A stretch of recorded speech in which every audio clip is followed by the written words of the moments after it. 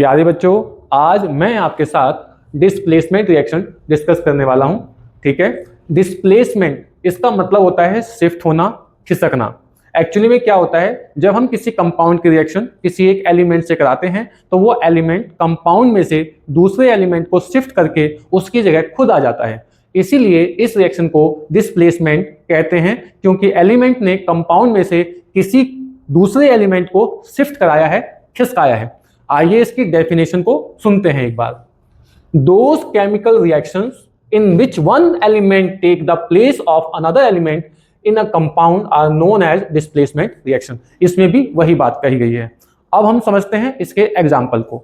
पहला एग्जाम्पल है, copper sulphate की रिएक्शन हमने कराई है जिंक के साथ और हमें एज अ प्रोडक्ट मिलता है जिंक सल्फेट और कॉपर। अब यहाँ पे ना एक इंटरेस्टिंग चीज है जिसको आपको बहुत अच्छे से सुनना भी है, समझना भी है, तो ध्यान देंगे। यहाँ पर देखिए, ये जो कॉपर सल्फेट है और ये है जिंक। जिंक की रिएक्टिविटी कॉपर के रेस्पेक्ट में बहुत ज्यादा होती है, इसलिए जिंक जो होता है हाई रिएक्टिव होने की वजह से कॉपर को यहां से डिस्प्लेस करता है और इसकी जगह पे खुद आ जाता है और बनता है जिंक सल्फेट, और कॉपर हमारा फ्री स्टेट में हमें मिल जाता है।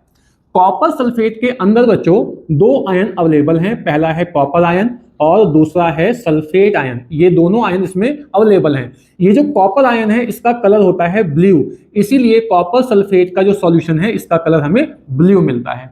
और जिंक सल्फेट के अंदर दो आयन बनते हैं, एक का नाम है जिंक आयन और दूसरा है सल्फेट आयन। ये जो जिंक आयन होते हैं ये कलरलेस होते हैं, इसीलिए जिंक सल्फेट का जो सॉल्यूशन होता है इसका कलर इस सॉल्यूशन का कलर जो है हमें नहीं मिलता, मतलब कलर लेस रहता है। वैसे अगर हम कॉपर की बात करें तो इसका जो ओरिजिनल कलर होता है ये रेड ब्राउन होता है। ये आपने देखा भी होगा, कॉपर को हिंदी में हम तांबा कहते हैं। बिल्कुल इसी तरह से यहाँ पे देख सकते हैं, आयरन की रिएक्टिविटी कॉपर के रेस्पेक्ट में ज्यादा है, इसीलिए आयरन कॉपर को यहाँ से डिस्प्लेस करेगा, बनाएगा आयरन सल्फेट।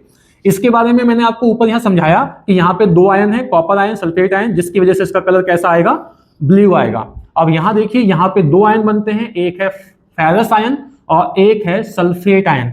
जो फेरस आयन है इसका कलर ग्रीन होता है, इसी वजह से इसके सॉल्यूशन का कलर आयरन सल्फेट या फेरस सल्फेट, इसका जो कलर होता है वो हमें ग्रीन मिलता है। इसको हम फेरस सल्फेट भी कह सकते हैं।